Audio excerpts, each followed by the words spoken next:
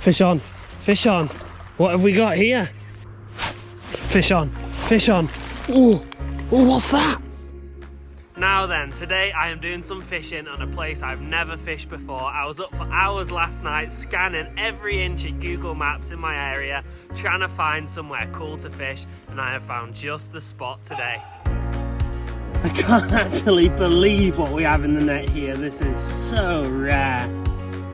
So based on some limited internet resources and my own knowledge, I reckon today I've got the best chance at catching chub and hopefully perch. I'm also going to slap a wire trace on just because I'm not sure if there's pike in here or not. I don't think there is, but you can never be too careful, can you?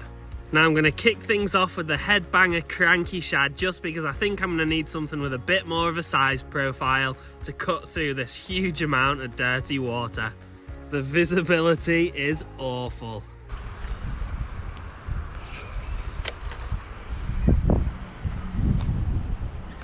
Oh, I had a fish then. Oh, I had a take, but I didn't set the hook just because I thought it was a leaf under the water. That looked like a decent chub, I think. So I've been fishing about 45 minutes without much luck on the cranky shad. We did have one hit, but I didn't set the hook because I'm an idiot. So what I'm going to do is switch over to a spinner. Well, my thinking behind going for something really bright, mepsagly, is that this water is dirty. I'm going to have to cut through it somehow. Right, let's see if this quick little change does any good just in the slack water here. Now I will also apologise that this video is going to be filmed in a slightly different way to usual because I've just broken my tripod on the way down to this spot. Well, another problem with this place is the height of the banks and it's slippy sand too. I'm fighting my way up and down all of this stuff constantly.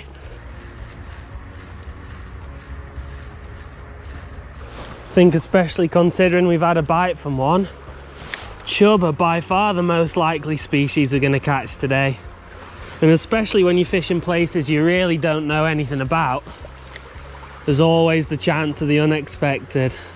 There's a nice big wide corner here. I did spot this place on the map actually, and I thought if the water was high that maybe this section will be a little slower. Well, check this out. Nice big wide slow corner, that is perfect.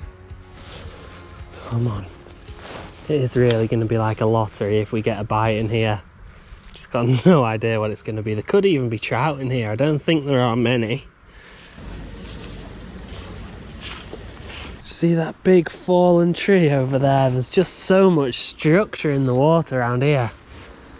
There has to be fish. So nothing I'm trying seems to really be working today, so I'm going for something a little unusual. This is an all-cock spinner. I'll show you the packet now just so you can see the model and the weight and stuff. This is very unusual. So apparently this classic lure is going to optimise my catching potential. I think traditionally this is a salmon or a trout lure or something, I don't know. Let's see how it goes.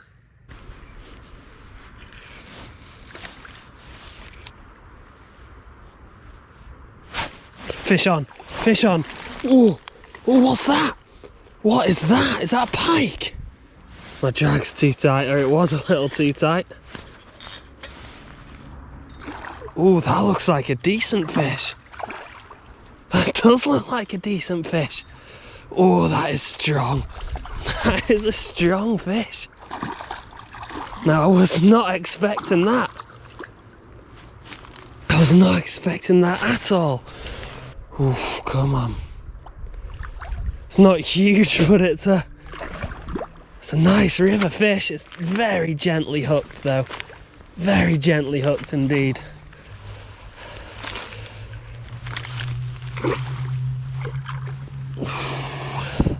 I really hope I don't lose this fish on a Google Maps stretch. Come on. Yes, he's in the net. Get in.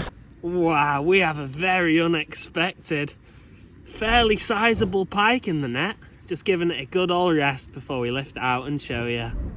Well, you'll have to excuse the slightly different angle to normal, but look at that. That's not the longest pike I've ever caught, but it's got good belly on it and it's a pretty heavy fish. I'd maybe put this at about 5-6 pound or something. Anyway, let's get this one back and let's get back to fishing. Well, I'd heard rumours that there were pike this high up this river, but I didn't know for sure.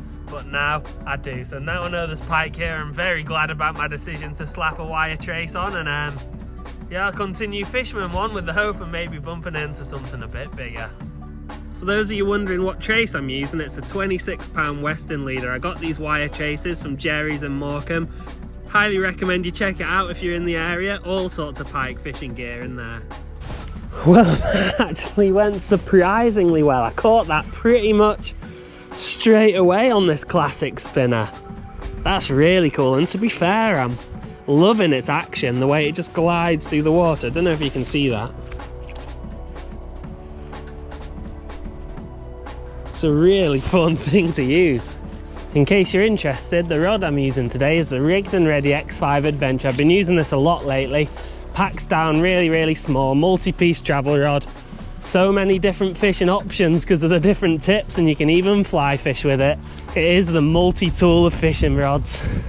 I'm also pleased to announce I'm taking part in this year's YouTube Predator Cup UK, which is it's a big predator fishing competition. There's people like the Ginger Fisherman in there, Tom Hunt, DB Fishing, Kev Cox, just to name a few. There's plenty of big names in the predator fishing world involved, and I went toe to toe with them in June.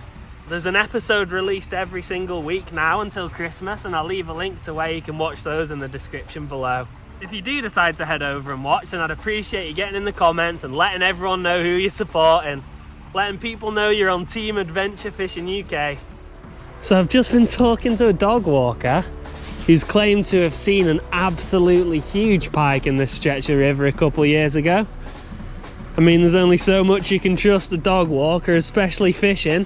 The amount of times I've had people tell tales of monstrous fish, I've almost lost count. Well, just before we end the day, I'm going to slap a smaller spinner on, just in the hope that we can catch a chub or a perch. But before we do that, I want to know in the comments below, what's the craziest fishing story you've been told by a passerby when you've been fishing? I bet there's going to be some pretty crazy ones in there. Also, drop a like on the story that you like the best, and we'll see what people can come up with. This is a cool looking bit of structure. Well, actually, that doesn't look good. Now, I don't want to jump to any conclusions, but that does look a bit like sewage going into the river. That would be a big shame if it was. Anyone more knowledgeable than me on the matter though, do let me know what you think's going on here. There's actually a sign down there that says NWW, maybe Northwest Water, consented discharge. Well, I don't know too much about the topic, but it does rub me the wrong way a little to see sewage going into the rivers, if that's what it is anyway. Anyway, I'm off on a tangent, ignore me. Let's get back to the fishing, should we?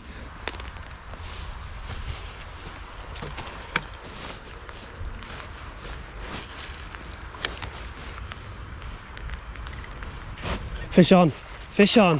What have we got here? What have we got here? Oh, that's jumping high, so I'd say that's probably a trout. Putting up a good scrap as well. Wasn't expecting to catch a trout today. Could be a sea trout, actually. That'd be a nice surprise. And we've got it in the net. I can't actually believe what we have in the net here. This is so rare.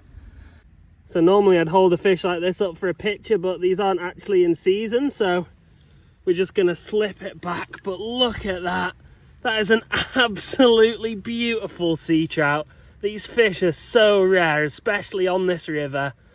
And migratory fish. What a result. Well, what a way to end the day off, a sea trout. Now that is a big surprise. 2 species today, not the 2 we were after, but I suppose it's all just part and parcel of fishing places you've never been to before. Google Maps, what a tool. Get using it and I'll catch you down the road. Wow, and a sunset to end the day off, or at least a bit of one anyway.